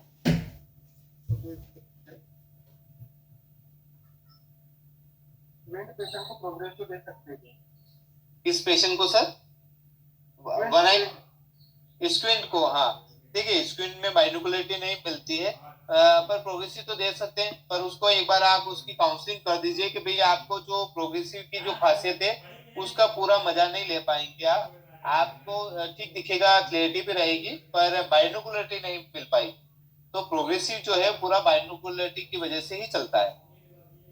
सर क्योंकि उसका आईपीडी भी बराबर प्रॉपर मेजर नहीं करते हैं ना। हाँ हाँ, तो उनका आईपीडी सर है ना, फिर आपको क्या लेना है, एक एक आंख बंद करके लेना है। जैसे जो आंख बाहर जा रही है उस आंख को आप बंद कर दीजिए, फिर राइट का ले लीजिए, फिर लेफ्ट को बंद कर दीजिए, फिर मतलब राइट और लेफ्ट आप बंद करके ही लीजिए आप। राइट का लेने के बाद लेफ्ट पर आंख, एक एक आंख का लीजिए आप बंद करके। जी सर, उनको कोई रीडिंग का प्रॉब्लम नहीं आएगा नहीं नहीं नहीं, कोई प्रॉब्लम नहीं आएगा, पर आपको आईपीडी जो है मैंने आपको बताया उस तरह से लीजिए, बाकी कोई दिक्कत नहीं आएगी। अच्छा ये बताइए आपने कि ऐसा कोई पेशेंट भी आया होगा आपके पास जिसकी एक ही आंख है, उसको भी प्रोग्रेसिव दिया होगा आपने कभी? हाँ, तो उसको जब एक आंख वाले को प्रॉब्लम नहीं आई है तो उसको भी प्रॉब्लम नहीं आएगी। अब ये हो सकता है कई बार ऐसा होगा कि जैसे कि मान के चलेगा आपने पेशेंट को, स्क्वीड वाले पेशेंट को दी, एक आंख बाहर की तरफ है एक सीधी है, आपने इस हिसाब से यहाँ पर प्रोग्रेसिव की मार्किंग कर दी, यहाँ पे ये प्रोग्रेसिव मार्किंग ऐसी आएगी। तो ये पेशेंट कई बार यहाँ से फोकस करके आराम से रीड कर लेगा, कई बार ये आंख अंदर की तरफ आ रही है और ये बाहर की तरफ जा रही है, तो इसकी आंख के लिए भी आपने क्या किया कि एक आंख बंद करके आपने सेंटर ले लिया था, तो ये आंख उसी सेंटर पे जाके रुक जाएगी और यहाँ पे काम करने लग जाएगी। तो अल्टरनेट स्क्विंट है तो भी प्रोग्रेसिव काम करता रहेगा, तो उसमें कोई भी इश्यू नहीं आएगा। बशर्ते आपको आईपीडी एक्यूरेटली लेना है ना। जी सर। हेलो जी मैम। हेलो सर, ये अगर जैसे किसी की पीडी लेनी है, स्केल से लेनी है, तो अपनी आंख कैसे बंद करेंगे, वो नहीं मुझे क्लियर हो रहा। जैसे कि देखिए आपने सामने पेशेंट को बिठाया, सीधी आपने स्केल से ले ली है, तो उसको किस लेवल पे बिठाएंगे? देखिए जैसे कि पेशेंट मान के चले, मैंने ये बोर्ड स्टार्ट किया है, यहाँ पर आप देखेंगे कि ये पेशेंट एक आपका यहाँ पर है और ये आप है। अब आप क्या करेंगे कि आप ये जो राइट, ये पेशेंट की जो है राइट आई है और ये लेफ्ट आई है, ये भी आपकी ये आपकी लेफ्ट आई है, ये पेशेंट की राइट आई रहेगी। ठीक है, अब आपको क्या करना है, स्केल से लेना है, और आप, मैं बोल रहा हूँ कि भाई आप जैसे पेशेंट की राइट आई है तो राइट आई आप ब्लॉक कर लीजिए, ये आप है, ठीक है, डिस्पेंसर है और ये पेशेंट है, आपने ये आंख या तो बंद कर लीजिए अपने हाथ से ही, या अगर बंद नहीं कर पाते हैं तो पेशेंट को आपको बार बार इंटीमेट करिए या उसको बार बार बोलिए उसको भी आपको लेफ्ट आई ही मेरे फोकस करना है, तो आपको राइट आई की तरफ नहीं देखना है, मेरी लेफ्ट आई में जो कॉर्निया है, जो सेंटर है या जो मेरी लेफ्ट आई है उसी को आपको फोकस करना है, तब आपको राइट आई का पीटी ले सकते हैं। एक आंख तो वैसे आपकी जो है वो जो ओपन थी उसको आप स्लाइटली या क्लोज कर लीजिए, नहीं कर पा रहे हैं तो कोई बात नहीं, पर पेशेंट को बार बार इंडिकेट करिए कि भाई आपको मेरी लेफ्ट आई को देखना है, तो तब पेशेंट क्या करेगा, दोनों आंखों से आपकी लेफ्ट आई देखेगा, तब आपको स्केल यहाँ पर रखकर और पीटी मेजरमेंट कर लेना चाहिए। दोनों इसका एक साथ करेंगे? नहीं नहीं नहीं नहीं, अलग अलग करेंगे ना? अलग अलग करेंगे, पहले राइट का लेंगे फिर देन लेफ्ट का लेंगे, तो लेफ्ट में लेने में जब आप लेफ्ट लेंगे तब पेशेंट दोनों आंखों से आपकी राइट आई को देखेगा। ठीक है सर, ठीक है, okay sir, thank you sir. Okay, welcome ma'am.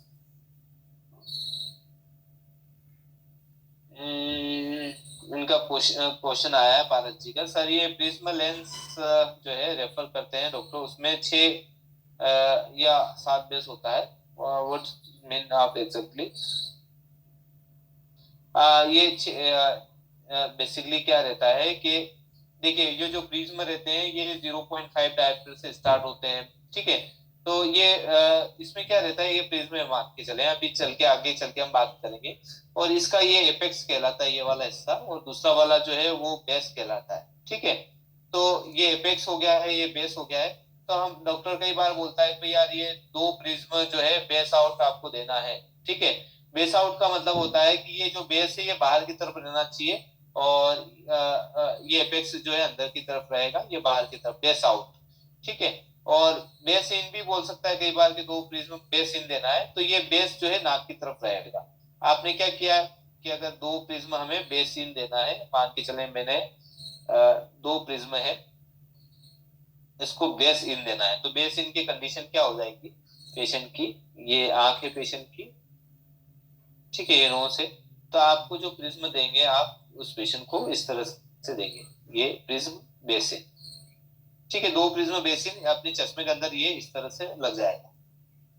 और इसी को आप बेस आउट रखेंगे, मान के चले ये बेस आउट रखेंगे, इसी पेशेंट को बेस आउट देना है 2 प्रिज्म का।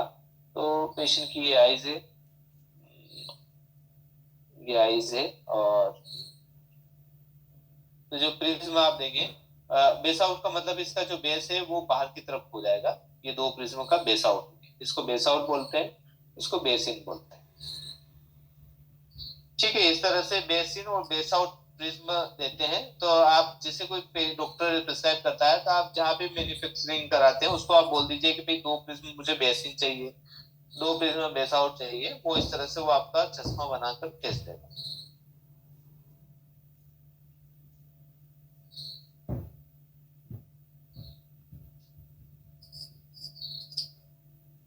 हाँ, बेस वाला पार्ट हमेशा थिक रहता है, एपेक्स वाला हमेशा पतला रहता है। बिल्कुल बिल्कुल पारस जी, बिल्कुल राइट।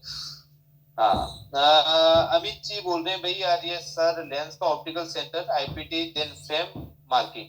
हाँ, ऑप्टिकल सेंटर ले लीजिए, आईपीटी ले लीजिए, फ्रेम के ऊपर मार्किंग, ये सब देखना होता है। एक बार ये प्रोसेस स्टेप बाय स्टेप बताइए। हाँ, ये देखिए हम आईपीडी की भी जो ऑप्टिकल सेंटर उसकी भी क्लास लेंगे, तब आपको मैं और डिटेल से बताऊंगा, क्योंकि डे बाय डे अपनी जो है क्लास थोड़ी सी और अंदर डीप जाना स्टार्ट हो जाएगी। तो हमने क्या किया, सबसे पहले आईपीडी ली आपने पेशेंट की, यहाँ पर हम प्रोसेस कर लेते हैं। ये आईपीडी, ठीक है, आईपीडी आपने पेशेंट की राइट आई की ली, लेफ्ट आई की 32 आया है, 32 आया है। फर्स्ट स्टेप ये हो। सेकेंड स्टेप में क्या किया, आपने फ्रेम का सिलेक्शन कराया है और ये फ्रेम पेशेंट ने पसंद की है। अब इसमें क्या किया आपने कि आपने यहाँ पर एक सेंटर डॉट लगा दिए, यहाँ पर डॉट लगा दिए, जो कि एक तरह से हाइड हो गई है, ऑप्टिकल सेंटर की हाइट हो गई है। थर्ड आपने क्या किया है कि आपकी जो लेंस है उसका भी सेंटर नोट डाउन कर लिया। तो फर्स्ट स्टेप, सेकेंड स्टेप और थर्ड स्टेप, ठीक है। अब आपने क्या किया है, ये जो पीडी है, ये पीडी जो है आपने यहाँ से मेजरमेंट किया, यहाँ तक की जो दूरी है वो 32 पर एक लाइन ड्रॉ कर देंगे। ये 32 पर एक लाइन ड्रॉ कर दी है, फिर यहाँ पे भी आपने 32 पर एक लाइन ड्रॉ कर देंगे, ठीक है। तो ये जैसे आप लाइन ड्रॉ करके ना आपके पास जो चश्मा बन के आ जाएगा वो इस तरह का रहेगा, ठीक है। ये ऐसे प्लस के साइन आ जाएंगे। अब ये इसका जो ऑप्टिकल सेंटर ये और ये एक दूसरे के ऊपर ओवरलैप हो जाना चाहिए, ठीक है। तो आप क्या करेंगे, इसी फ्रेम के ऊपर ये लेंस रख देंगे और इसका प्लस का साइन और इसका प्लस का साइन एक दूसरे को ओवरलैप हो जाएंगे और फिट कर देंगे, ठीक है। आगे चल के हम और इसके बारे में और डिटेल से रीड करेंगे। अभी आपको समझ में आया होगा, अच्छी बात है। हाँ ठीक, ओके ओके अमित सर।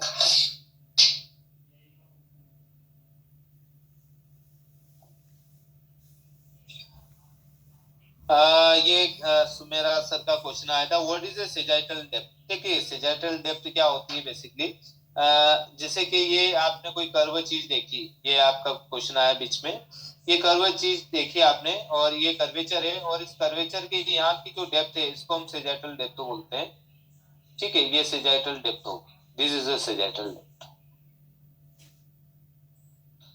जितना कर्वेचर बढ़ता है उतनी सेजाइटल डेप्थ भी बढ़ने लग जाती है, जितना कर्वेचर कम रहता है उतना उसकी सेजाइटल डेप्थ कम होती जाती है। इसको सेजाइटल डेप्थ बोलते हैं। कितना डीप है,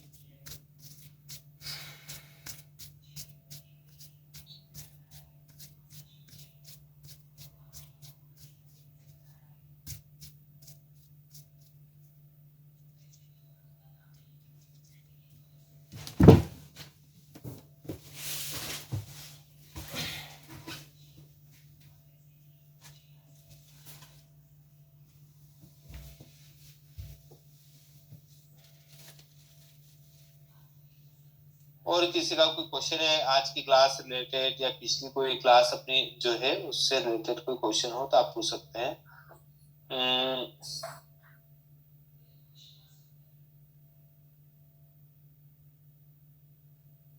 कल हम जो है एक तो हिस्ट्री लेना सीखेंगे, किस तरह से पेशेंट का जो हिस्ट्री लिया जाता है। हाँ हाँ, सीआर में भी डेप्थ रहता है, देखिए सीआर में भी रहता है आपका जो सभी में डेप्थ रहता है, पर डेप्थ से कोई मतलब नहीं है। हमें चाहिए बेसिकली, देखिए जितनी डेप्थ बढ़ती जाती है उतना फिट करने में दिक्कत आने लग जाएगी। ठीक है, तो हम क्या कर रहे हैं, आपको मेन एक तो जो है हार्ड कोट में आपको ऑप्टिकल सेंटर मेन इंपॉर्टेंट रहता है, और उसका कर्वेचर, आप कितने कर्वेचर में बनाना चाहते हैं। ठीक है, 6 बेस में बनाना चाहते हैं, 4 में बनाना चाहते हैं, 7 में, 8 ज्यादा हो जाएगा, ठीक है, 8, 9, और ये इनकी सिजेटर डेप्थ ज्यादा रहती है, तो इनमें क्या रहता है कि जैसे एब्रेशन स्टार्ट हो जाएंगे, यहाँ तक तो क्लियर दिखेगा, बाकी सब जगह एब्रेशन स्टार्ट हो जाएंगे, तो पेशेंट यहाँ पे भले अच्छा दिखता है, बाकी जगह दिक्कत आने लग जाती है।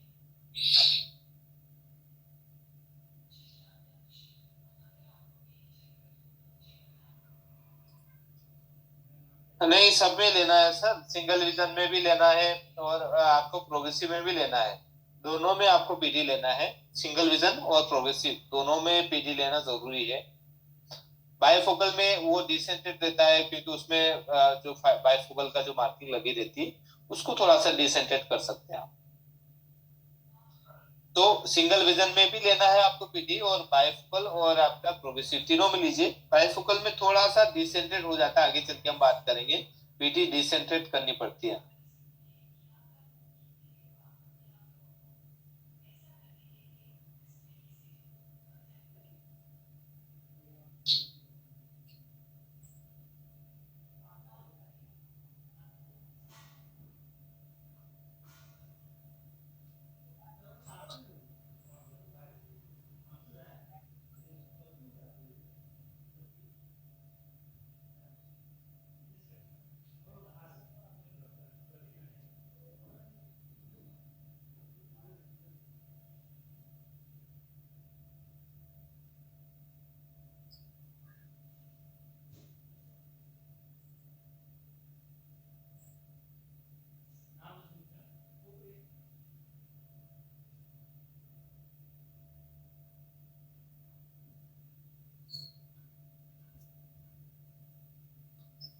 Okay sir.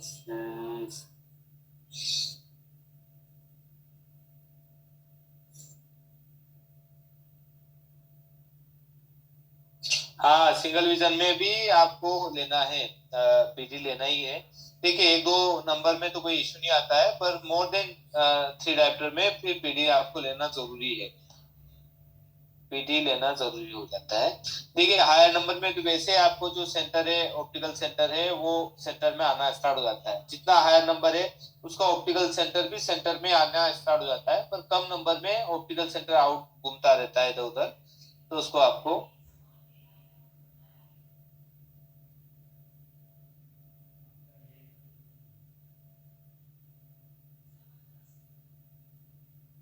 Okay Amit sir, बिल्कुल ठीक है। आज की क्लास यही फिनिश करते हैं, और कल हम राइट टाइम 2:30 पर मिलते हैं।